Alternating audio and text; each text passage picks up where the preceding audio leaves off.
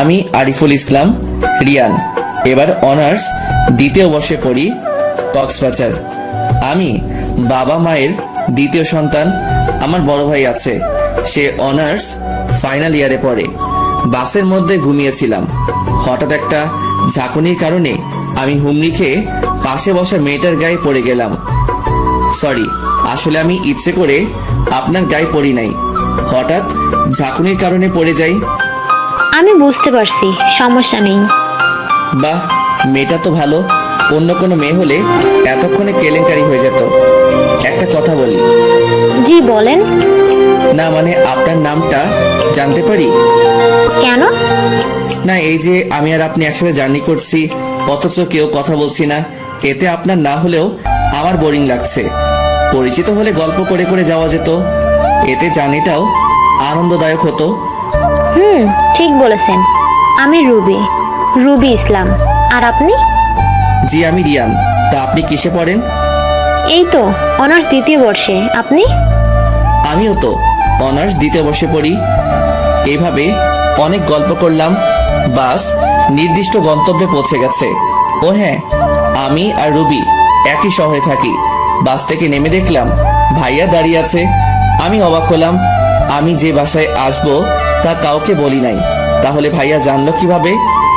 আমি রুবির কাছ থেকে বিদায় নিয়ে সামনে তাকিয়ে দেখি ভাইয়া উধাও। অদ্ভুত, এইমাত্র দেখলাম ভাইয়া দাঁড়িয়ে আছে, এখন দেখি কেউ নাই। মনে হয় ভুল দেখছি। তাই আর কিছু না ভেবে বাসায় এসে কলিং বেল বাজালাম। কিছুক্ষণ পর আম্মু এসে দরজা খুলে দেখে আমি দাঁড়িয়ে আছি। আমি আম্মুকে জড়িয়ে ধরে বললাম, কেমন আছো আম্মু? ভালো আছি বাবা, তুই কেমন আছিস? আর আসার সময় বলে আসবি না। সারপ্রাইজ আম্মু, আমিও ভালো আছি। দেখি সরো, ভিতরে যাব।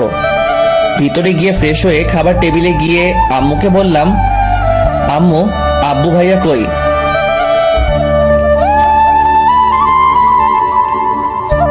ও, আপনাদের বলতে ভুলে গেছি, আমার ভাইয়া রাজনীতি করে তাই। তারপর খাবার খেয়ে রুমে এসে ঘুমিয়ে পড়লাম। একেবারে ঘুম থেকে রাত্রে উঠলাম। উঠে আব্বুর সাথে দেখা করে ভাইয়া রুমে গেলাম। ভাইয়া আসবো? আরে আয় বস তো। তা কেমন আছিস? ভালো, তুই কেমন আছিস? ভালো। তা তোর পড়ালেখার কি খবর? আসলে আমরা একে অপরকে তুই করে বলি। মোটামুটি ভালো। তুই একটু বস, আমি ওয়াশরুম থেকে আসি। তারপর ভাইয়া চলে গেল, আমি বসে আছি। কিছুক্ষণ পর ভাইয়ার মোবাইলটা বেজে উঠলো। পরপর 4 বার ফোন আসলো। ভাইয়ার আসতে দেরি দেখে আমি পিক করলাম। ওপাশ থেকে মেয়েলি কণ্ঠে, ওই, তোমার ফোন পিক করতে এত দেরি হয় কেন? আর আজকে না আমাকে বাস স্টপ থেকে পিক করার কথা ছিল? দেখুন ভাইয়া ওয়াশরুমে গেছে, আর আপনি অনেকবার ফোন দিচ্ছেন, তাই আমি পিক করলাম। বলার সাথে সাথে ফোন কেটে দিল। কিছুক্ষণ পর ভাইয়া রুমে আসলো। মেয়েটা কে? হ্যাঁ, কোন মেয়ে? যার সাথে লুতুপুতু করতেছস? কি কি সব আজে বাজে কথা বলছিস? বাজে কথা না, এ কথা বলে আমি ভাইয়ার মোবাইলটা তার হাতে দিলাম। যে নাম্বার থেকে কল আসলো সেটা মাই লাইফ নামে সেভ করা। ভাইয়া নাম্বার দেখে থতমত খেয়ে বলল, এটা রং নাম্বার। ভাইয়া, তুই আমাকে রং নাম্বার সম্পর্কে শিখাতে আসছিস? এই যা তো, এসব ফালতু বেসার ভালো লাগে না। ঠিক আছে, আমি আব্বুর কাছে যাচ্ছি। এ কথা বলে উঠে হাঁটা শুরু করলাম। তখনই ভাইয়া আমার হাত ধরে বলল, আরে কই যাস, বস। আব্বুকে বলার কি দরকার? তাহলে বল মেয়েটাকে, আর কতদিন হলো? বড় ভাইয়ের সম্পর্কে এসব জানতে তো লজ্জা করে না? দেখ ভাইয়া, আমাকে সব বল, তা না হলে তোকে এমন বাস দেব না, জীবনেও আর ওনার সাথে যোগাযোগ করতে পারবি না। আচ্ছা বলছি। ওর নাম রুবি, আমাদের ভার্সিটিতে দ্বিতীয় বর্ষে পড়ে। 6 মাসের রিলেশনশিপ। রুবি নামটা শুনে একটু অবাক হলাম। বাসে আমার পাশে বসা সেই মেয়েটা না তো? যদি হয় তাহলে তো ভাবি হিসেবে পারফেক্ট। এইসব ভাবছি, তখনই ভাইয়া আমার গায়ে ধাক্কা দিয়ে বলে, কি রে, কি ভাবছিস? না তেমন কিছু না। আচ্ছা, কাল আমি তোর সাথে তোদের ভার্সিটিতে যাব। কেন? তোর গফের সাথে পরিচয় করিয়ে দিবি, আর আমি দেখব তোর পছন্দ কেমন। তারপর ভাইয়ার রুম থেকে বেরিয়ে মা বাবার রুমের সামনে গিয়ে, আসবো আম্মু? আয়, কিছু বলবি? ভিতরে গিয়ে আম্মুর পাশে বসে, আম্মু তুমি বাসার এত কাজ করো, তোমার কষ্ট হয় না? তা হয়, কিন্তু কেন? তোমার কষ্ট কমানোর জন্য পার্টনার আনি। তুই কি কাজের বুয়ার কথা বলছিস? আমি বলি কি আর তোমরা বুঝো কি? তুই কি বোঝাতে চাচ্ছিস? আমি বোঝাতে চাচ্ছি এটাই যে এ বাড়িতে একটা ভাবির দরকার, মানে এ বাড়িতে একটা পুত্রবধূ দরকার। আমার কথা শুনে আব্বু আম্মু কিছুক্ষণ চুপ থাকার পর আব্বু বলে, ভালো কথা বললি তো। আমি সবসময় ভালো কথা বলি। আমার কথা শুনে আম্মু বলে, তা তোর ভাইয়ের কোনো মেয়ে পছন্দ আছে নাকি? আছে, কাল যাব ভাইয়ার সাথে দেখা করতে, পরে তোমাদের বলবো। এ কথা বলে নিজের রুমে চলে আসলাম আর ভাবতে লাগলাম যাতে বাসে আমার পাশে বসা মেয়েটাই হয়। সবই মিলছে, শুধু চেহারা মিললেই হয়। রাতের খাবার খেয়ে ঘুমিয়ে গেলাম। পরের দিন সকালে নাস্তা করে ভাইয়ার সাথে ভাইয়ার বাইকে করে ভার্সিটি যাচ্ছি। ক্যাম্পাসে ঢোকার পর সবাই আমাদের দিকে তাকিয়ে আছে, সেই দিকে খেয়াল না করে ভাইয়াকে অনুসরণ করতেছি। কিছুক্ষণ হাঁটার পর ভাইয়া একটা মেয়েদের গ্রুপে গিয়ে বলল, রুবি। মেয়েটা যখন পিছন ফিরে তাকালো আমি তো বেজায় খুশি, কেননা এই সেই মেয়ে যার সাথে বাসে করে গল্প করতে করতে আসছি। রুবি আমাকে দেখে অবাক হয়ে বলল, আরে তুমি এখানে? আমারও একই কথা, তুমি এখানে? একসাথে পড়ি তাই তুমি করে বলি। ভাইয়া আমাদের কথা শুনে অবাক হয়ে বলল, ওয়েট ওয়েট, তোমরা একে অপরকে চেনো নাকি? আরে ওর সাথে তো কাল কক্সবাজার থেকে আসছি। রুবি ও হচ্ছে আমার ছোট ভাই রিয়ান, আর রিয়ান ও হচ্ছে আমার গার্লফ্রেন্ড। রুবি ভাইয়ার দিকে চোখ বড় বড় করে তাকিয়ে আছে, হয়তো ভাবছে নিজের গপকে ছোট ভাইয়ার সাথে পরিচয় করিয়ে দিচ্ছে। তার মানে তুমি কাল রাতে ফোন দিয়ে ছাড়ি দিচ্ছিলে? তাই তো বলি, কাল ভাইয়াকে বাস স্টপে দেখি আবার পরক্ষণে উধাও হয়ে গেল, কারণটা কি? খেয়াল করে দেখলাম দুজনেই লজ্জায় মাথা নিচু করে আছে। তারপর আমরা তিনজন মিলে সারাদিন ঘুরলাম। রাতে আব্বু আম্মুর কাছে গিয়ে বললাম, আব্বু আম্মু আমি মেয়ে দেখছি, আমার অনেক ভালো লাগছে, ভাবি হিসেবে পারফেক্ট, আর তোমাদেরও ভালো লাগবে। মেয়ে 5 ওয়াক্ত নামাজ পড়ে, পর্দা করে, কোরআনও পড়তে পারে। তাহলে ঠিক আছে, আমরা আগামী 2 দিন পরে মেয়ে দেখতে যাব সবাই। এই 2 দিন বন্ধুদের সাথে আড্ডা দিয়ে কাটিয়ে দিলাম। যেদিন মেয়ে দেখতে যাব তার আগের দিন রাত্রে ভাইয়া আমাকে ডাকলো তার রুমে। ভাইয়া আমাকে কেন ডেকেছিস? আমাকে একটা হেল্প করতে পারবি? কি সাহায্য ভাইয়া? রুবিকে নাকি কাল ছেলেপক্ষ দেখতে আসবে, তুই একটু আব্বু আম্মুকে বল না রুবির ব্যাপারে। আচ্ছা যাচ্ছি। তারপর ভাইয়া রুম থেকে বের হয়ে ছাদে গিয়ে হাসতে হাসতে পেট ব্যথা করে ফেললাম। ও এসব ব্যাপারে ভাইয়া এবং ভাবিকে বলি নাই, তাদের সারপ্রাইজ দেব বলে। তারপর ছাদ থেকে সিরিয়াস মুডে গিয়ে বললাম, ভাইয়া তোর জন্য দুঃখের খবর আছে। আমার কথা শুনে ভাইয়ার মুখে অমাবস্যা নেমে আসছে, এটা দেখে আমার ভীষণ হাসি পেল। তবুও হাসিটা আটকে রেখে ভাইয়ার পাশে বসলাম, আর ভাইয়া কাঁপা কাঁপা কণ্ঠে বলল, কি হয়েছে ভাই? আমি গিয়ে আব্বু আম্মুরে বলছি, তখন আব্বু বলছে কাল তোরে নিয়া আব্বুর বন্ধুর মেয়ে দেখতে যাবে। এখন কি হবে? এদিকে রুবি চিন্তা করতেছে কাল তাকে দেখতে আসবে। ভাই কিছুটা কর প্লিজ। আমি কি করব? আব্বু বলছে মেয়ে পছন্দ হলে নাকি আংটি পরিয়ে আসবে। আমার কথা শুনে ভাইয়া মাথায় হাত দিয়ে বসে আছে। ভাইয়ার অবস্থা দেখে না হেসে পারলাম না, তাই রুম থেকে বের হয়ে হেসে গড়াগড়ি খেয়ে একই অবস্থা করে ফেললাম। তারপর ভাইয়ার রুমে গেলাম। ভাইয়া আমি একটা বুদ্ধি পাইছি। কি বুদ্ধি? ভুলে গেছি। দূর হয় এখান থেকে হারামজাদা। আব্বুকে এখন আপাতত বলছি যাতে কাল মেয়ে পছন্দ হলে আংটি না পরায়, আর তুই ভাবিকে একটা কল দিয়ে বলিস চিন্তা না করতে। তুই কি করবি? যা বলছি তাই কর। আচ্ছা। তারপর আমি ভাইয়ার রুম থেকে নিজের রুমে চলে আসি। মোবাইলে গেমস খেলে সময় পার করে দেই। কিছুক্ষণ পর আম্মু রাতের খাবার খাওয়ার জন্য ডাক দিল, তাই খাবার খেয়ে রুমে এসে কিছুক্ষণ ফেসবুক ব্যবহার করে ঘুমিয়ে গেলাম। পরের দিন ঘুম থেকে উঠে ফ্রেশ হয়ে নাস্তা করলাম। তারপর বন্ধুদের সাথে আড্ডা দিয়ে 11টা বাজে বাসায় আসলাম। তারপর গোসল করে রেডি হয়ে নিচে আসলাম। তারপর ভাইয়ার হবু শ্বশুর বাড়িতে রওনা দিলাম। ভাইয়াকে দেখলাম মন খারাপ করে আছে। এই দেখে আমি বললাম, ভাইয়া আর কিছুক্ষণ, এরপর তুই নিজেই বিয়ে করার জন্য উতলা হয়ে যাবি। কি যা তা বলছিস? আমি বিয়ে করলে রুবিকেই করব। আহারে ভালোবাসা, হা হা হা। দেখ, হাসবি না, আমার কিন্তু রাগ হচ্ছে। এভাবে কথা বলতে বলতে চলে আসলাম। গাড়ি থেকে নেমে বাসার ভিতরে যাওয়ার জন্য হাঁটা দিলাম। ভাইয়া হুট করে দাঁড়িয়ে গেল। কিরে দাঁড়িয়ে গেলি কেন? এই বাসাটা কেমন চেনা চেনা লাগছে। আরে, এটা তো রুবিদের বাসা। এই 2 দিন রুবি ভাবির কথা চিন্তা করতে করতে মাথা নষ্ট করে ফেললি নাকি? কার বাসাকে বলছিস? রুবিদের বাসা। ভাইয়া আর কিছু বলল না। ভিতরে গিয়ে ভাইয়ার হবু শ্বশুর শাশুড়ির সাথে কৌশল বিনিময় করলাম। ভাইয়া আস্ত একটা হারামি, রুবি ভাবির সাথে প্রেম করে, অথচ রুবি ভাবির বাবা মাকে চিনে না। আমি তো ভেবেছিলাম এখানে ধরা পড়ে যাব। কিছুক্ষণ পর রুবি ভাবিকে নিয়ে আসা হলো, কিন্তু এ কি, দুজনেই দেখি নিচের দিকে তাকিয়ে আছে। আরে হাদারাম, একবার সামনের দিকে তাকা। না হবে না, আমাকে কিছু করতে হবে। কি ব্যাপার ভাইয়া ভাবি, তোমরা নিচের দিকে তাকিয়ে আছো কেন? সামনে তাকাও। আমার কথা শুনে দুজনেই দুজনের দিকে তাকিয়ে বড়সড় একটা টাস্কি খেলো। এরপর দুজনেই আমার দিকে রাগী ভাব নিয়ে তাকালো, আর আমি মুচকি মুচকি হাসছি। 7 দিন পর বিয়ের তারিখ ঠিক হলো। সেখান থেকে বাড়িতে আসার সাথে সাথে ভাইয়া আমার কান ধরে তার রুমে নিয়ে দরজা বন্ধ করে দিয়ে আমার দিকে এগিয়ে আসছে। আমার অবস্থা পুরা কেরোসিন। ভাইয়া হাত উপরে উঠালো, আমি সাথে সাথেই চোখ বন্ধ করে ফেললাম। কিন্তু না, মাইট দেয় নাই, আমাকে জড়িয়ে ধরে আছে, আমিও ধরে আছি। কিছুক্ষণ পর ছেড়ে দিয়ে ভাইয়া বলল, তোকে অনেক অনেক ধন্যবাদ। এটা কি হলো? ভাবির জিনিস আমাকে দিচ্ছিস কেন? তুই খুব শয়তান হয়ে গেছিস। এসব কথা ছাড়, এখন আমাকে বকশিস দে। কিসের বকশিস? এমা, যে জল গড়িয়ে যাওয়ার কথা ছিল নদীতে, সে জল নিয়ে গেলাম সাগরে, আর এখন বলছিস কিসের বকশিস? আচ্ছা, এই নে ধর। এ কথা বলে ভাইয়া আমাকে 2000 টাকা দিল। সেটা নিয়ে চলে গেলাম বন্ধুদের কাছে।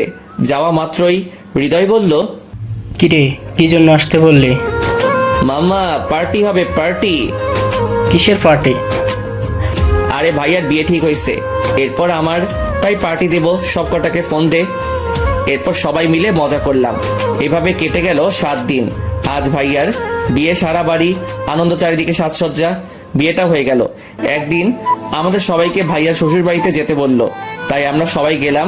দুপুরে খাওয়ার সময় ভাবি বলল, কি দেবরজি, মাংস নাও না কেন? তোমার না মাংস পছন্দ? আহা ভাবি, যখন চারপাশে মাংস থাকে না, তখন খেতে ইচ্ছে করে না। আর এগুলো রেখে দাও, আমি আছি 1 সপ্তাহ, এই কয়দিন ইচ্ছে মতো খাবো। তোর কি আর কোনো কাজ নেই? খালি খাই আর খাই।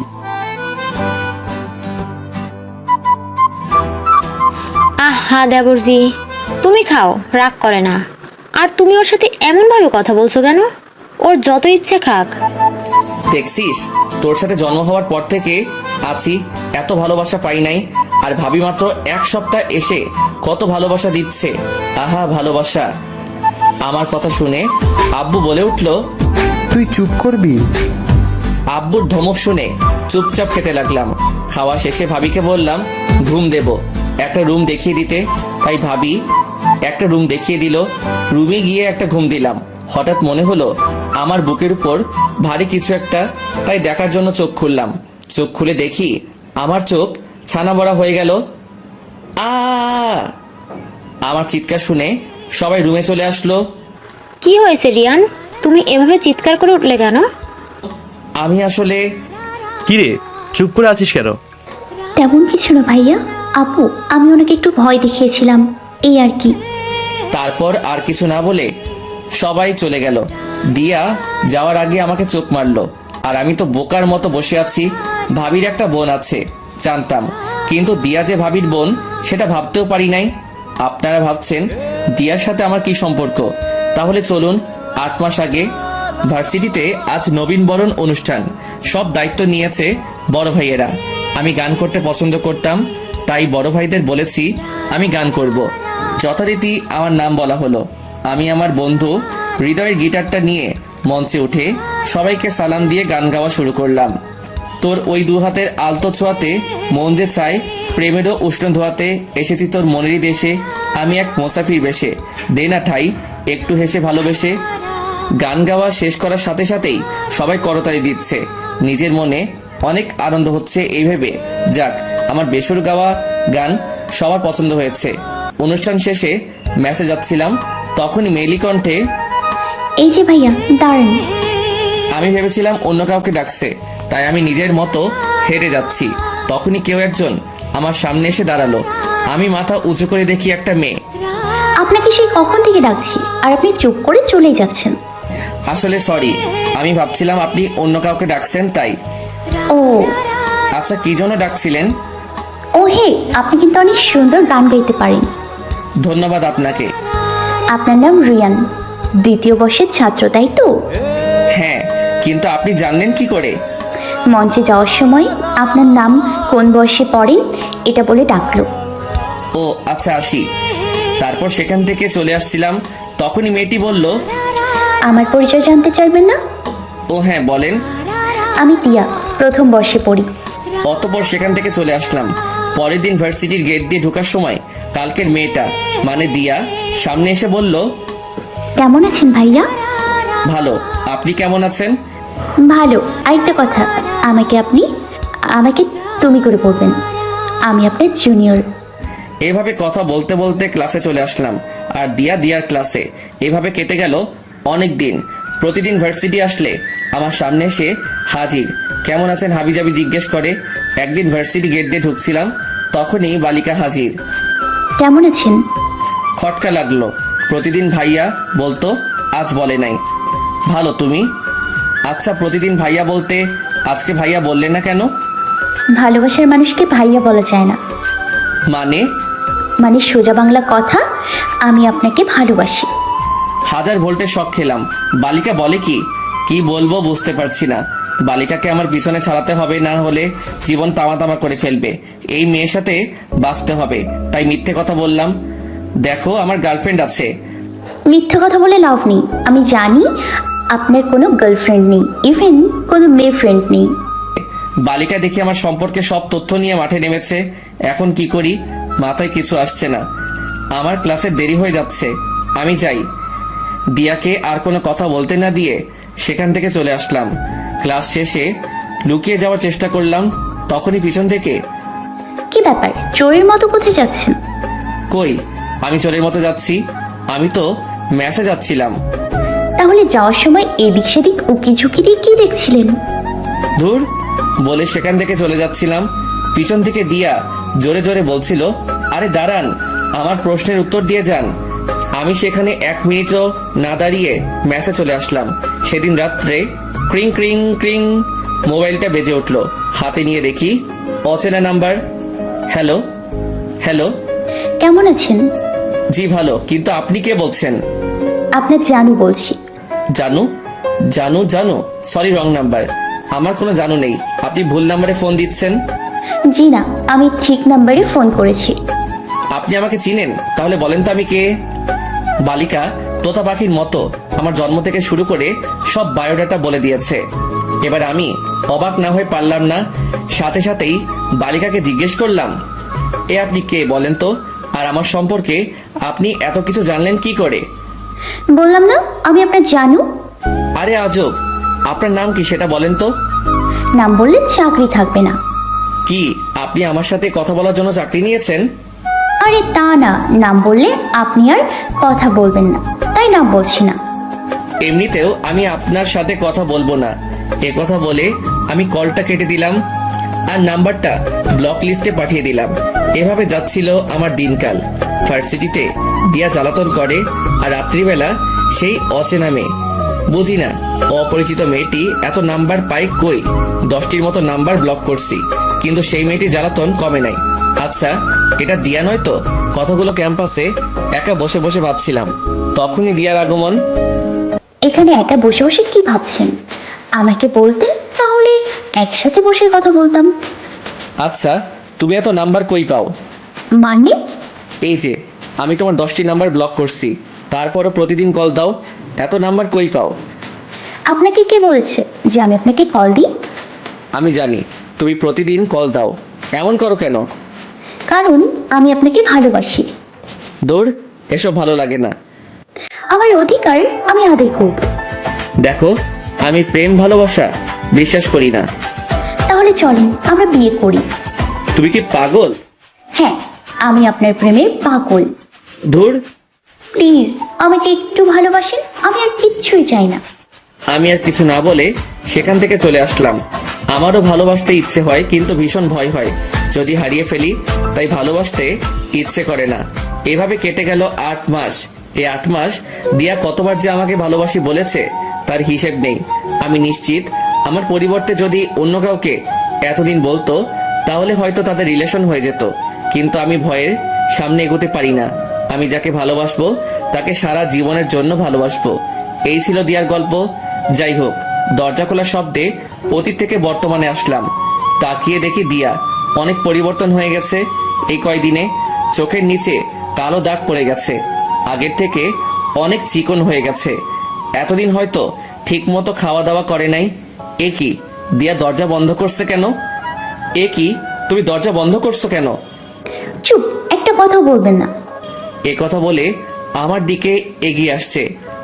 আরে আজব, তুমি আর কিছু বলতে না দিয়ে আমাকে জড়িয়ে ধরে 4 ঠোঁট এক করে দিল। আমি ছাড়ানোর চেষ্টা করছি, কিন্তু পারছি না। বুঝলাম না আমার থেকে দিয়ার গায়ে এত শক্তি আসলো কোথা থেকে। এইভাবে 7-8 মিনিট থাকার পর ছেড়ে দিল। এতক্ষণ থাকার ফলে দুজনে হাঁপিয়ে গেলাম। আমি জোরে জোরে নিঃশ্বাস নিচ্ছি। আমাকে কষ্ট দিতে এত ভালো লাগে? এই কদিন আপনার ফোন কেন বন্ধ জানেন? আমি কত চিন্তায় ছিলাম। আসলে এই কয়দিন আমি ইচ্ছে করে ফোনটা বন্ধ করে বাসারটা ব্যবহার করছি। আচ্ছা, একটা কথা বুঝলাম না, তুমি যদি ভাবির বোন হও তাহলে বিয়ের দিন তোমাকে দেখলাম না কেন? আমি গতকালকে বাড়িতে আসি, এতদিন আমার পরীক্ষা ছিল। জানেন, আপনার চিন্তায় আমার পরীক্ষাও খারাপ হয়েছে। আমাকে নিয়ে চিন্তা করতে তোমাকে কে বলেছে? ভালোবাসি তো, তাই। উফ দিয়া, তোমাকে কতবার বললাম তোমাকে আমি ভালোবাসতে পারবো না। কেন পারবেন না? ভয় হয়, ভীষণ ভয় হয় যদি হারিয়ে ফেলি। আমার ভয় হয় না, তারপরেও আমি আপনাকে ভালোবাসি। প্লিজ আমাকে একটু ভালোবাসেন। তখনই দরজায় টোকা পড়ল। আমি বিছানায় বসেছিলাম আর দিয়া গিয়ে দরজা খুলে দিল। রুমের ভিতরে ভাবি আসলো, এসে দরজা বন্ধ করে দিল। ভাবির কর্ম দেখে আমি অবাক হলাম। ভাবি এসে আমার সামনে বসলো আর দিয়া আমার পাশে দাঁড়িয়ে আছে। আমি মাথা নিচু করে বসে আছি। আমি সবকিছু জানি। ভাবির এমন কথায় মাথা নিচু থেকে উপর করে ভাবির দিকে তাকালাম। দেখি ভাবি আমার দিকে তাকিয়ে আছে। দিয়ার দিকে তাকিয়ে দেখি মাথা নিচু করে আছে। তুমি কিসের কথা বলছো ভাবি? ভাবি একটা দীর্ঘশ্বাস ফেলে দিয়ার দিকে তাকিয়ে বললেন, আমার বোন তোমাকে ভালোবাসে আর তুমি তাকে বাসো না, এটা। আমি ভাবির কথা শুনে দিয়ার দিকে তাকালাম। দিয়া সেখান থেকে কান্না মুখ নিয়ে চলে গেল। আমি ভাবির দিকে অবাক হয়ে তাকালাম। অবাক হচ্ছে তাই না? আমি মাথা নাড়িয়ে হ্যাঁ উত্তর দিলাম। দিয়া আমাকে সব বলেছে। ভাবি এ কথা বলে চুপ হয়ে গেলেন। আমিও কিছু বলছি না, শুধু চুপ করে আছি। ভাবি কিছুক্ষণ চুপ থেকে বললেন, ও তোমাকে সেদিন থেকে ভালোবাসে যেদিন তোমার সাথে দিয়ার প্রথম কথা হয়, মানে যেদিন তোমাদের নবীনবরণ অনুষ্ঠান ছিল। দিয়ে আমার বোন হলেও আমি ছিলাম ওর বেস্ট ফ্রেন্ড। ও আমাকে তোমার ব্যাপারে সব বলেছে। তুমি যে তাকে অবহেলা করো এই কথাও আমাকে বলেছে। তুমি যেদিন ওর নাম্বার ব্লক করছো না, তার পরের দিন দিয়ে আমাকে কান্না করে সব বলেছে। পরে আমি তাকে বলি যে তোমাকে সে এক এক দিন তার এক এক বান্ধবীর নাম্বার দিয়ে কল দেয়। সেদিন আমি কক্সবাজার যাই তোমাকে দেখার জন্য, কিন্তু তুমি সেদিন আসো নাই। আজ যখন তুমি আমাদের বাসায় আসো তখনই দিয়া আমাকে ডেকে বলে যে সেই ছেলে তুমি।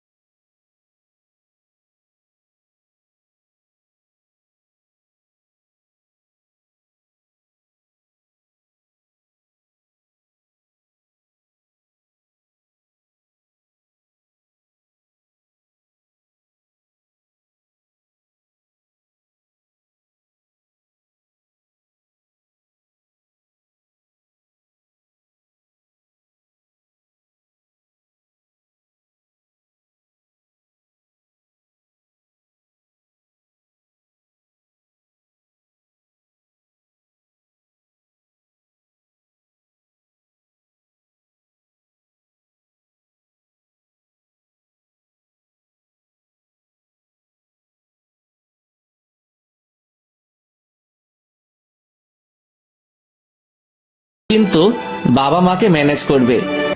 সবাই রাজি, শুধু তুমি ছাড়া। এখন তুমিও রাজি। মানে সবাই রাজি কেমনে কি? তুই যেমন আমাদের জন্য করেছিস, আমরা তেমন তোদের জন্য করলাম। সত্যি লাভ ইউ ভাইয়া ভাবি। এত খুশি হয়ে লাভ নেই, আগে তোমাদের লেখাপড়া শেষ হোক, তারপর বিয়ে।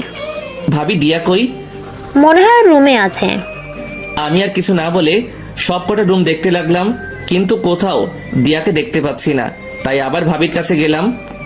দিয়াকে তো কোথাও খুঁজে পাচ্ছি না ভাবি। মনে হয় ছাদে আছে, যখন ওর মন খারাপ থাকে তখনও ছাদে যাই। আমি আর কিছু না ভেবে ছাদের উদ্দেশ্যে দৌড় দিলাম। ছাদে উঠে দেখি দিয়া এক কোণে দাঁড়িয়ে আনমনে আকাশ দেখছে। আমি গিয়ে দিয়ার পাশে দাঁড়ালাম। আমিও আমিও কি? ভালোবাসি। দিয়া কিছু না বলে চুপ করে আছে। বুঝতে পারছি আমার উপর অভিমান করে আছে। কিভাবে অভিমান ভাঙাবো বুঝতে পারছি না। আমি দিয়ার কাছ থেকে একটু দূরে গিয়ে দুহাত দুদিকে প্রসারিত করে আই লাভ ইউ দিয়া, আই লাভ ইউ। তখনই অনুভব করলাম কে যেন আমাকে খামচি দিয়ে জড়িয়ে ধরলো। সে আর কেউ নয়, দিয়া। আমার বুকে মুখ লুকিয়ে কান্না করছে। করুক কান্না, এটা হয়তো ওর জীবনের সুখের কান্না। সিঙ্গেল ছিলাম, ভালোই ছিলাম, বিন্দাস জীবন ছিল। রিলেশন হওয়ার পর থেকে দৌড়ের উপরে ছিলাম। কখনো এটা করেন, কখনো ওইটা করেন, এই দিকে তাকান, ওই দিকে তাকালেন কেন, ইত্যাদি। জীবনটা তেনা তেনা করে ফেললো। কিছু বলতে পারি না। ধমক দিলে ভ্যা ভ্যা করে কাঁদবে, আর উপর মহলে বিচার দিবে। বুঝি না চোখের মধ্যে এত পানি আসে কোথা থেকে। উপর মহল বুঝলেন না তো? উপর মহল হচ্ছে আমার আম্মুকে। পরে আমাকে ফোন দিয়ে শুরু করে দেয় ভাষণ। তোর জন্য টাকা পাঠানো বন্ধ করে দেব, আর কোনোদিন যদি তুই ছোট বৌমাকে ধমক দিস। বিয়ে হয় নাই, এখনই ছোট বৌমা। পরিবারের অর্ধেক আদর দিয়ে গেল আমার থেকে।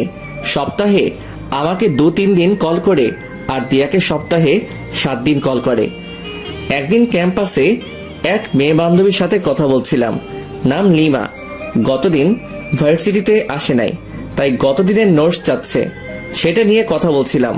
কথা শেষ না হতেই পিছনে ফিরে দেখি দিয়া কোমরে হাত দিয়ে চোখ বড় বড় করে তাকিয়ে আছে। কি হলো, এভাবে তাকিয়ে আছো কেন? ওই মেয়েটা কে, আর ওর সাথে কিসের এত কথা বলছেন? কেন শুনতে পাওনি? শুনতে পাইনি বলে আপনাকে জিজ্ঞেস করলাম। ও আমার ফ্রেন্ড লিমা, গতকাল আসে নাই, তাই নোটস চাচ্ছে। কেন আপনার কাছে নোটস চাইবে? অন্য কারোর কাছে যেতে পারে না? বেশি বেশি হচ্ছে কিন্তু। কি বেশি বেশি করছি? সত্যি কথা বলছি। বেশি বলছেন কেন?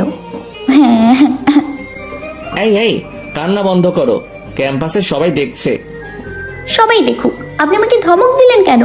আমি এক্ষুনি মাকে বলে দিব। হইছে, এ তো ডাইরেক্ট অ্যাকশনে চলে যাচ্ছে। কি করি? আচ্ছা লক্ষ্মীটি, এখন কান্না বন্ধ করো, দেখো সবাই দেখছে। আচ্ছা যাও, তোমাকে আর ধমক দিব না, প্লিজ কান্না বন্ধ করো। সত্যি তো? সত্যি সত্যি 3 সত্যি। তাহলে আমাকে জড়িয়ে ধরেন। এই তুমি কি পাগল? ক্যাম্পাসে সবাই দেখতেছে তো। তো কি হয়েছে? আমার বর আমাকে জড়িয়ে ধরবে, তাতে সবাই দেখলে দেখুক। আমি পারবো না। আপনি জড়িয়ে ধরবেন নাকি মাকে ফোন করব? দেখো, তুমি কিন্তু আমাকে ব্ল্যাকমেইল করছো। দিলাম কিন্তু ফোন।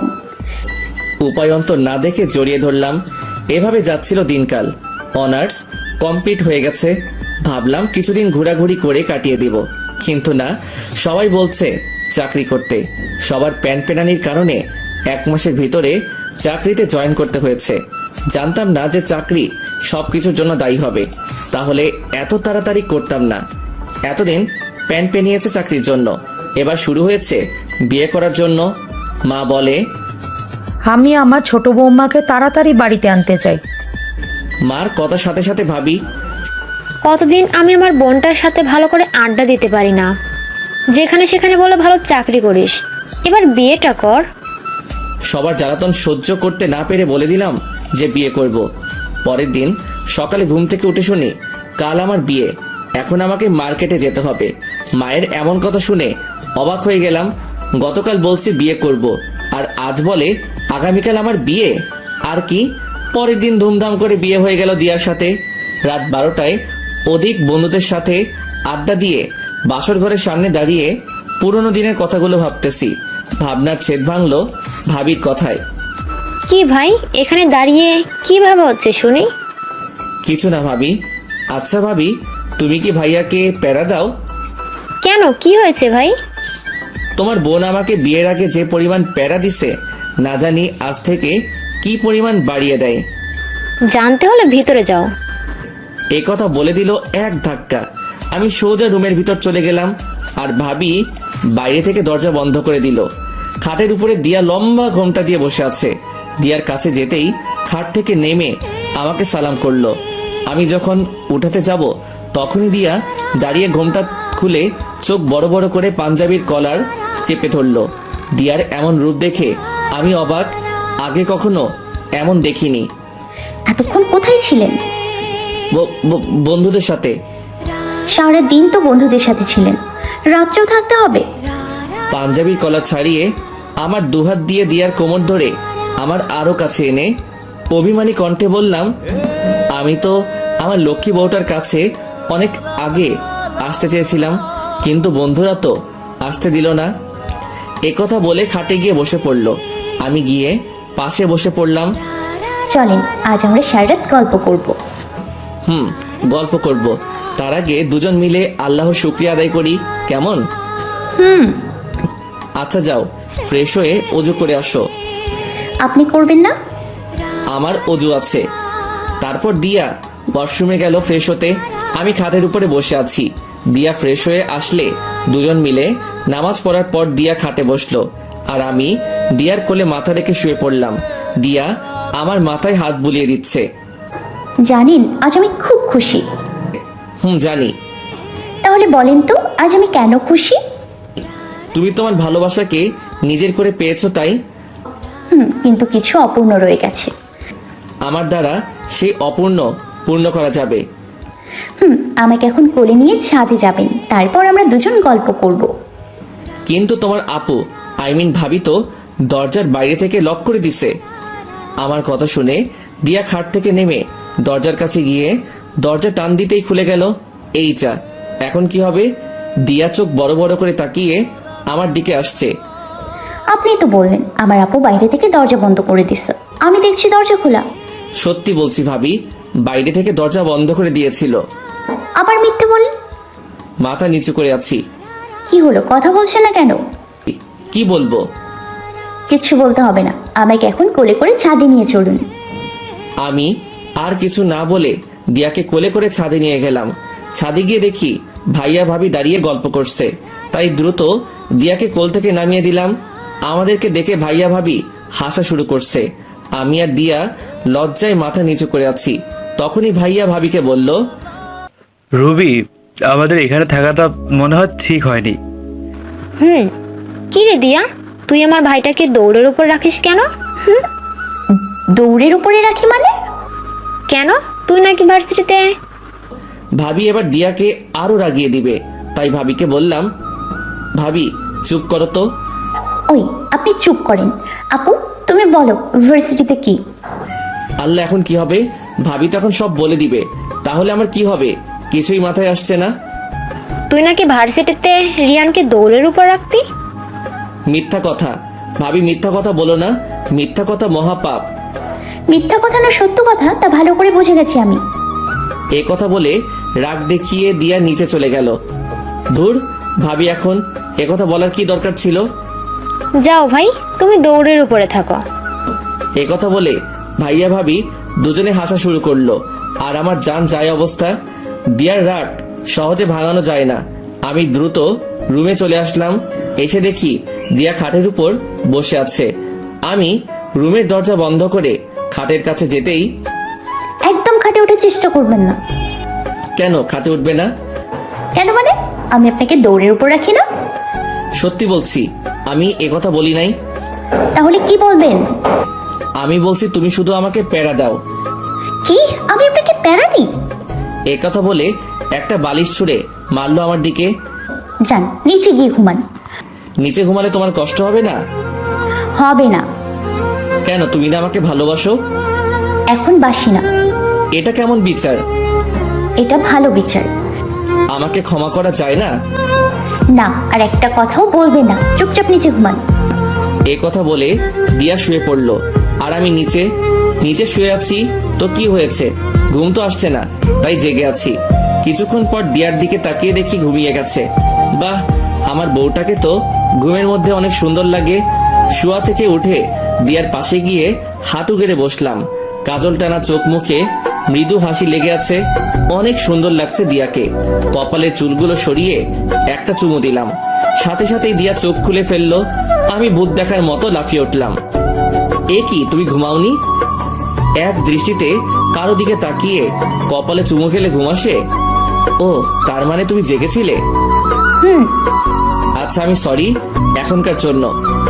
এ কথা বলে নিচে শুয়ে পড়লাম। কি নিষ্ঠুর বউ, একবারও বলে না যে নিচে ঘুমানো লাগবে না, উপরে আসেন। ওই সে, আর নিচে ঘুমাতে হবে না, উপরে আসুন। বাহ বাহ, আমার মনের কথা সত্যি হলো দেখি। সত্যি উপরে আসবো? তারপর খুশি মনে বালিশ নিয়ে উপরে দিয়ার পাশে শুয়ে পড়লাম। অনেকক্ষণ ধরে একবার এপাশ আর একবার ওপাশ করতেছি। দিয়া কি বুঝে না আমি কেন এমন করছি? দিয়া আমার বুকের উপরে ঘুমাবে। কেন? আমার না অনেক শখ, আমার বউ প্রতি রাতে আমার বুকের উপরে ঘুমাবে। দিয়া আমার বুকের উপর শুয়ে বলল, ও মা, তাই নাকি? আর কি কি শখ আছে? এখন ঘুমাও, পরে বলবো।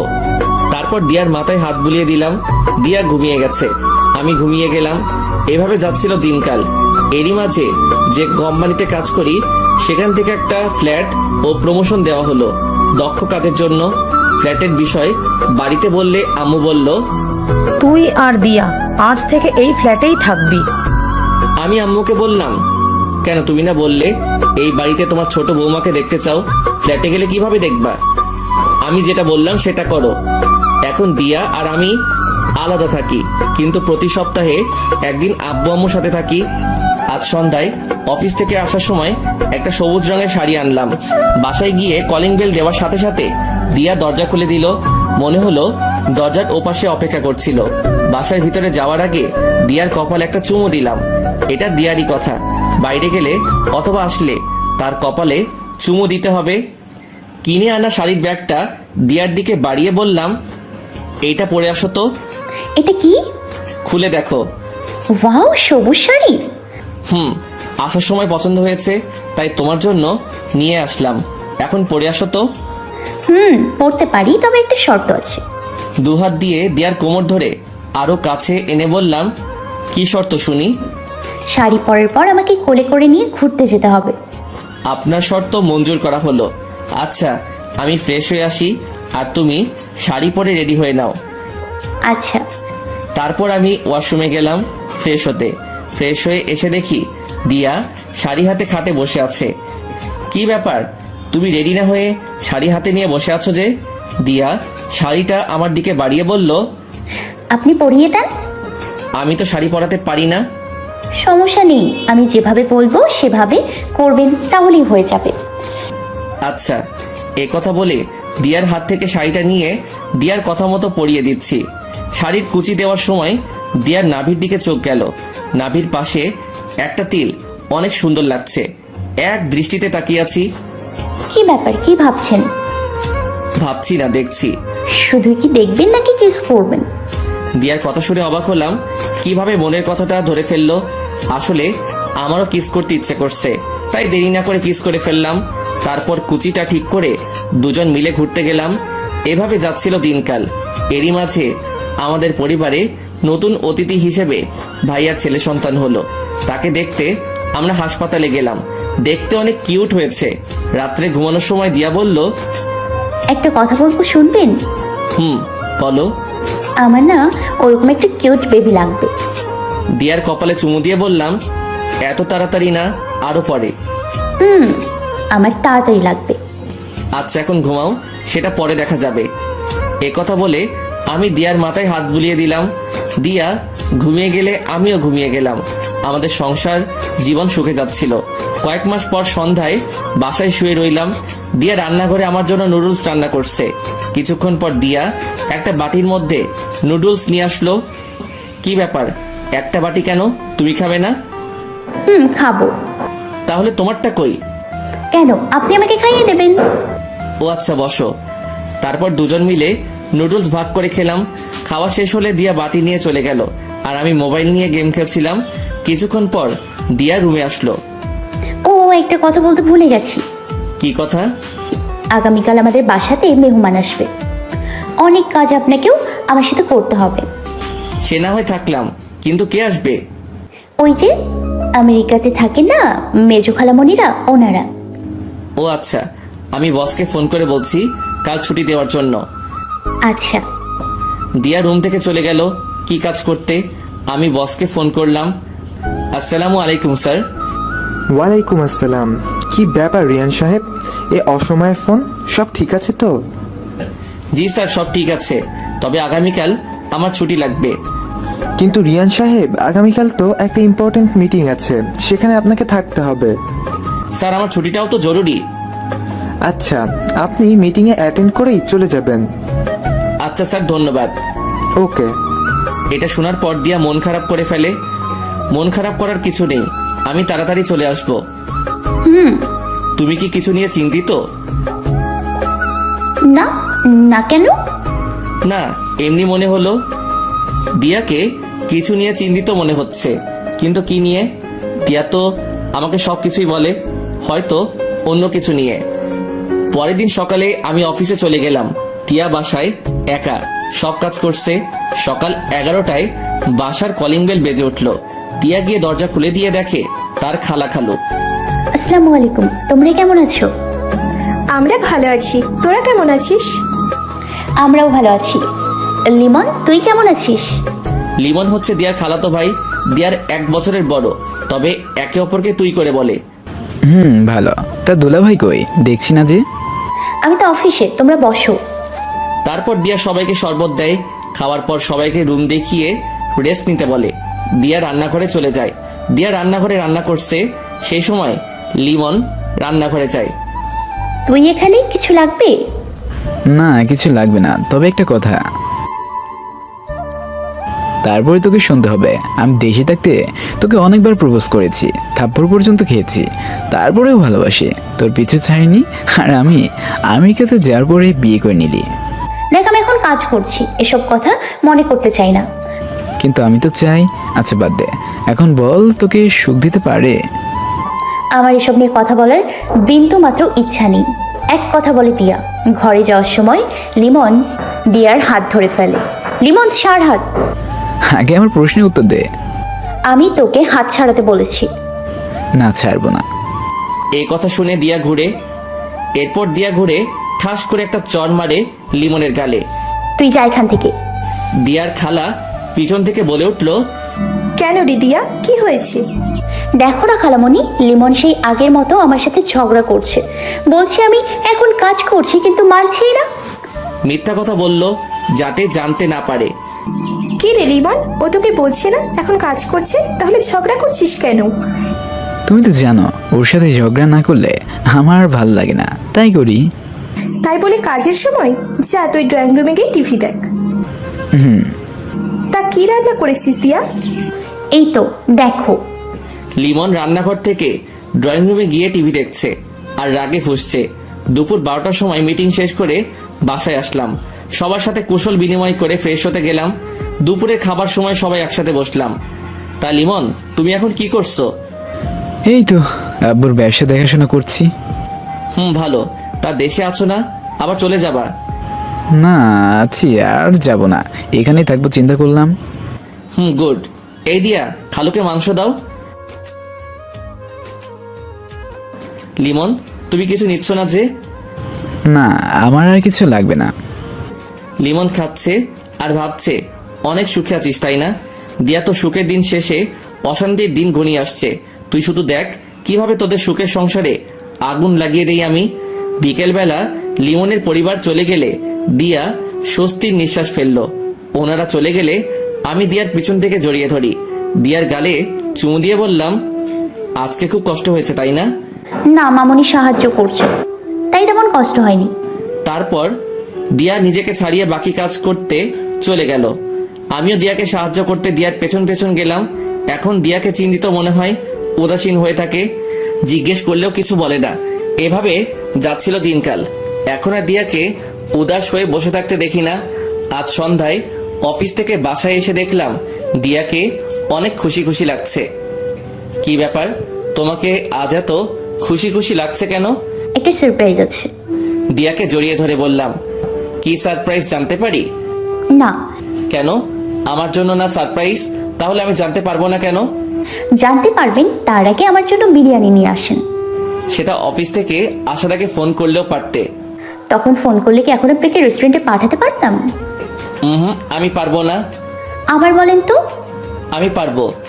আর বলতে পারলাম না, কারণ দিয়া ঘুরে তার দু ঠোঁট দিয়ে আমার ঠোঁট দুটো ছুঁয়ে দিল। এভাবে অনেকক্ষণ থাকার পর দিয়া ছেড়ে দিল। এবার বলেন পারবেন না। পারবো, যদি আরেকটা দাও। এখন হবে না, আগে আমার জন্য বিরিয়ানি নিয়ে আসেন। আচ্ছা। অতঃপর বাসা থেকে বের হয়ে রেস্টুরেন্টের উদ্দেশ্যে রাস্তা দিয়ে হেঁটে যাচ্ছিলাম। রেস্টুরেন্ট এখান থেকে বেশি দূরে নয়, হেঁটে গেলে 10-12 মিনিট লাগে। আরে দুলাভাই কই যাচ্ছেন? কে যেন পিছন থেকে কথাটা বলল, তাই পিছন ফিরে দেখি লিমন। আরে লিমন, তুমি? তা কোথায় যাচ্ছেন এদিকে? রেস্টুরেন্টে। আর তুমি সেই যে আমাদের বাসা থেকে আসলে, আর তো আসলে না। ভালো কথা, এইদিকে কোথায় যাচ্ছ? কাজে ব্যস্ত তাই যেতে পারছি না, আর এদিকে একটা কাজ আছে তাই যাচ্ছি। ও আচ্ছা। আচ্ছা ভাইয়া, আপনার মোবাইলটা একটু দেন, আমার একজন ফ্রেন্ডকে ফোন করব।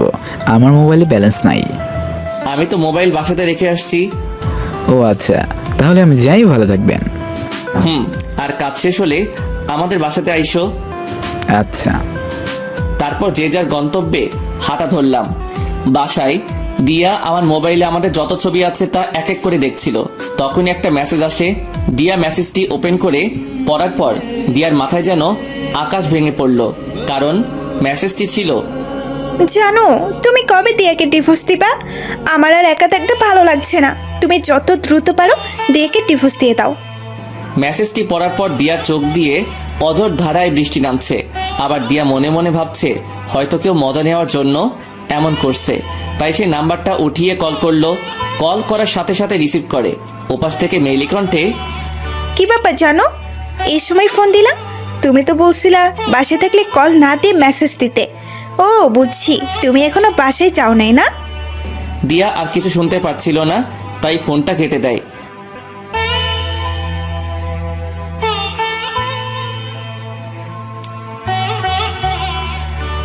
দিয়া কথাগুলো মনে মনে ভাবছে আর কাঁদছে। কাঁদতে কাঁদতে ফ্লোরে বসে পড়ে। রেস্টুরেন্ট থেকে 4 প্যাকেট বিরিয়ানি নিয়ে বাসায় ফিরছিলাম। বাসায় এসে দেখি পুরো বাসা অন্ধকার। বাসায় আলো জ্বালিয়ে টেবিলে বিরিয়ানির প্যাকেট রেখে রুমে গিয়ে দেখি দিয়া নেই। খাটের উপরে আমার মোবাইল, তার নিচে একটা সাদা কাগজ। সাদা কাগজ বললে ভুল হবে, একটা চিঠি। চিঠিটা হাতে নিয়ে পড়া শুরু করলাম। ভেবেছিলাম আপনাকে একটু সারপ্রাইজ দিব, কিন্তু আপনি আমাকে এত বড় সারপ্রাইজ দেবেন আমি কল্পনাও করতে পারিনি। কি দোষ করেছি আমি? আপনাকে ভালোবেসে বিশ্বাস করেছি, এটাই আমার দোষ। আমার জন্য আপনি আপনার ভালোবাসার মানুষের কাছে যেতে পারছেন না, তাই চলে গেলাম আপনার জীবন থেকে। আপনি আপনার ভালোবাসার মানুষকে নিয়ে সুখে থাকুন। আর যে সারপ্রাইজটা দিতে চেয়েছিলাম সেটা হচ্ছে আপনি বাবা হতে চলেছেন আর আমি মা। পাগলিটা কিভাবে না সারপ্রাইজটা দিল, একদম ইমোশনাল করে ফেললো। মোবাইলটা পকেটে ঢুকিয়ে দিয়া দিয়া, কিন্তু কোনো সারা শব্দ নেই। পাগলিটা গেল কই? এত সুন্দর একটা সারপ্রাইজ দিল আর পাগলিটা কোথায় চুপটি করে বসে আছে? তাই সবকটা রুম ঘুরে ঘুরে দেখি, না কোথাও নেই। বাথরুমেও নেই। কোথায় গেল? দিয়া তো ছাদে যাওয়ার অভ্যাস, তাই দ্রুত ছাদে গেলাম, কিন্তু না, দিয়া তো ছাদেও নেই। গেল কই? হঠাৎই ফোনটা বেজে উঠল। পকেট থেকে বের করে দেখি ভাবি। বাহ, ভালো সময় কল করেছে। ফোনটা ধরে, হ্যালো ভাবি। সি রিয়ান, সি তুমি এত খারাপ, এত নিস। তোমাকে আমি কত ভালো ভাবছিলাম, আর তুমি একটা লম্পট। কি করে পারলে তুমি আমার বোনের সাথে এমন করতে, যে কিনা তোমাকে এত ভালোবেসেছিল? আর তুমি, সি। মানে আমি তো কিছুই বুঝতেছি না, আর এদিকে দিয়াকে কোথাও খুঁজে পাচ্ছি না। আর তুমি কি বলছো এসব? না বুঝার ভান করে লাভ নেই, আমরা সবাই জেনে গেছি। আর দিয়াকে খুঁজে লাভ নেই, ও আব্বুর বাসায় চলে গেছে। যার কিনা অন্য মেয়ের সাথে সম্পর্ক আছে, তার সাথে আমার বোন কি করে থাকবে? তুমি কি বলছো এসব?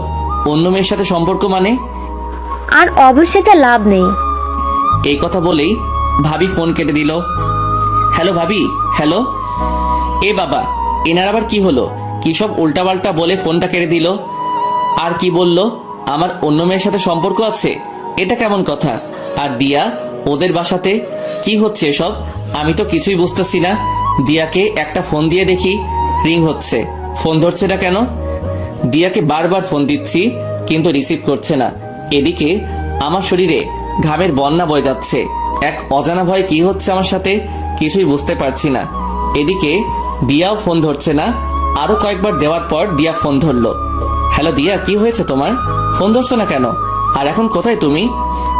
আমি দিয়া না, দিয়ার মা বলছি। আসসালামু আলাইকুম। মা, দিয়ার কি হয়েছে? হঠাৎ করে না জানিয়ে চলে গেল কেন? কি হয়েছে জানো না? কেন এমন করলে তুমি আমার মেয়ের সাথে? আরে আমি কি করলাম দিয়ার সাথে? আমি তোকে ভীষণ ভালোবাসি। আমারও কান্না আসতেছে। কি করেছি আমি যার কারণে দিয়া আমাকে ছেড়ে চলে গেল? আমাকে তো একটাবার বলতে পারতো। আমি কি এমন দোষ করেছি? কি করনি তুমি? আমার মেয়ের জীবন কেন নষ্ট করলে? আমার মেয়ে কি তোমাকে কম ভালোবাসতো যার কারণে তুমি অন্য মেয়ের সাথে রিলেশন করছো? মানে অন্য মেয়ের সাথে রিলেশন মানে? হ্যালো হ্যালো, উফ, কি হচ্ছে সব? কথা বলার আগেই ফোন কেটে দিল। আর কি বলল? অন্য মেয়ের সাথে রিলেশন? এসবের মানে কি? আমাকে জানতে হবে কি করেছি আমি। তাই বাসা থেকে বের হলাম দিয়াদের বাসার উদ্দেশ্যে। বাসার সামনে দাঁড়িয়ে আছি। কয়েকবার কলিং বেল দিলাম কিন্তু কেউ দরজা খুললো না। আরো কয়েকবার দেওয়ার পর কে যেন দরজা খুললো। দরজা খুলছে তাই দ্রুত বাসার ভিতর ঢুকে পড়লাম। কে খুলছে সেদিকে আমার ভ্রুক্ষেপ নেই। আমাকে এখন দিয়ার সামনাসামনি হতে হবে। সবাই আমার সাথে কেন এমন করছে? দিয়া, দিয়া, কোথায় তুমি? আমার শ্বশুর বলে উঠলেন। কেন এসেছো এখানে আমার মেয়েকে জ্বালাতে? কি বলছেন এসব? আমি দিয়াকে ভালোবাসি, ওকে জ্বালাবো কেন? দিয়া, দিয়া। ভিতর থেকে দিয়া বের হয়ে আসলো। চোখ দুটো লাল হয়ে ফুলে গেছে। অনেকক্ষণ যাবৎ কান্না করলে যা হয়। আমি কিছু না ভেবে দিয়াকে গিয়ে জড়িয়ে ধরলাম। কি হয়েছে তোমার? আমাকে না বলে চলে এসেছো কেন? আর সবাই কি বলছে এসব? দিয়া নিজেকে ছাড়িয়ে আমাকে একটা ধাক্কা দিল। আমি 4-5 হাত পিছে চলে গেলাম। দিয়ার এমন কাণ্ড দেখে চোখ বড় বড় হয়ে গেল। যে মেয়েটাকে জড়িয়ে ধরলে বলতো চুমু দেন, আজ সে আমাকে ধাক্কা দিয়ে সরিয়ে দিল। এখানে আসছেন কেন? যান এখান থেকে। কোথায় যাব? কেন? যাকে মন প্রাণ দিয়ে ভালোবাসেন তার কাছে যান। আমি তো শুধু তোমাকে ভালোবাসি। এক কথা আর কজনকে বলেছেন? মানে কি বলছো তুমি? কি বলেছি বোঝেন নাই? এ কথা বলে দিয়া আমার থেকে মোবাইলটা নিয়ে মেসেজ অপশনে গিয়ে সেই মেসেজটা দেখালো। এতক্ষণ পর বুঝলাম সবাই কেন এমন করছে। এই মেসেজটাই যে এটার কারণ হবে বুঝতে পারি নাই। আমি আর কিছু না বলে দিয়ার হাত ধরে রুমে নিয়ে গেলাম। রুমে নিয়ে গিয়ে দিয়াকে খাটের উপর বসিয়ে রুমের দরজা বন্ধ করে দিলাম। পাগড়িটা এখনো কেঁদেই যাচ্ছে। আমি পাশে গিয়ে বসে হাত দিয়ে চোখের পানি মুছে দিচ্ছি। দিয়া এক ঝটকায় আমার হাত সরিয়ে নিল। বাবা, এত রাগ! কান্না। আমাকে বিশ্বাস করো না? না, করি না। যাকে ভালোবাসো তাকে বিশ্বাস করো না? দিয়া এবার কিছুই বলছে না, চুপ করে আছে। বুঝতে পারলাম দিয়া আমাকে বিশ্বাস করে আর আবার করে না। দিয়া এক গোলক ধাঁধায় পড়ে গেল।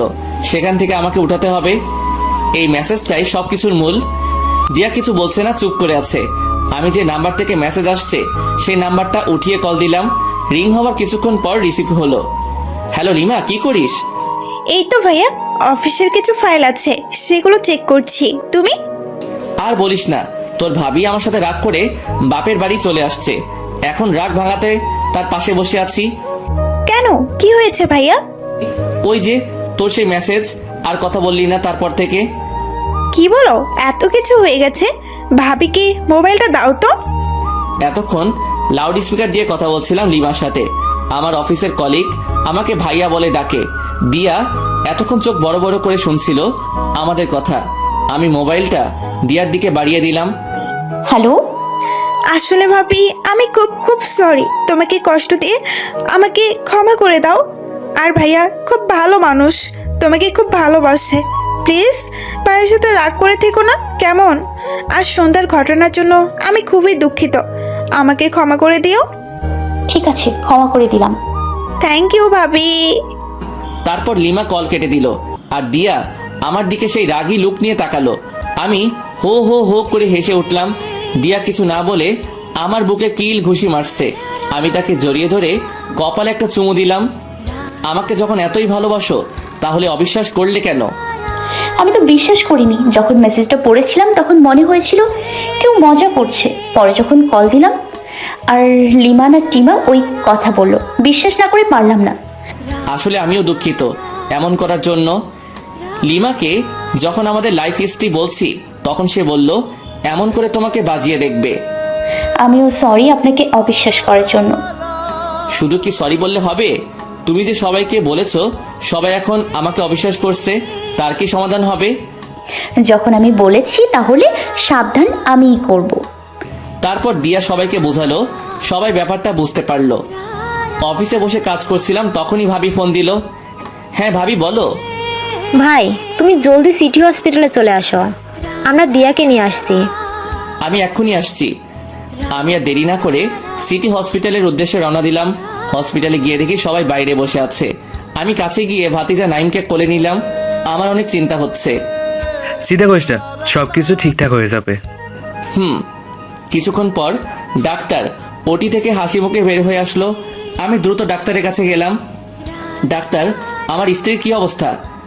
কংগ্রাচুলেশন, আপনার পুত্র সন্তান হয়েছে। মা এবং সন্তান উভয়ই ভালো আছে। Thanks doctor, thanks. আমরা কি এখন দেখা করতে পারবো? নিশ্চয়ই। সবাই ভিতরে গেল। কেউ বলছে দাদার মতো হয়েছে, কেউ বলছে নানার মতো। আমি দরজায় হেলান দিয়ে দাঁড়িয়ে তাদের কাণ্ড দেখছি। ভাবি ভাইয়া কই? তোমার ভাই মিষ্টি আনতে গেছে। কিছুক্ষণ পর সবাই চলে গেলে আমি গিয়ে আমাদের ছেলের কপালে ছোট্ট করে একটা চুমু দিলাম। ছেলেকে পেয়ে কি ছেলের মাকে ভুলে গেছেন? কি করে আমি আমার পৃথিবীকে ভুলে যাব? বলে দিয়ার কপালে একটা চুমু দিলাম। আমাদের ছোট্ট সংসারে নতুন একজন যুক্ত হলো।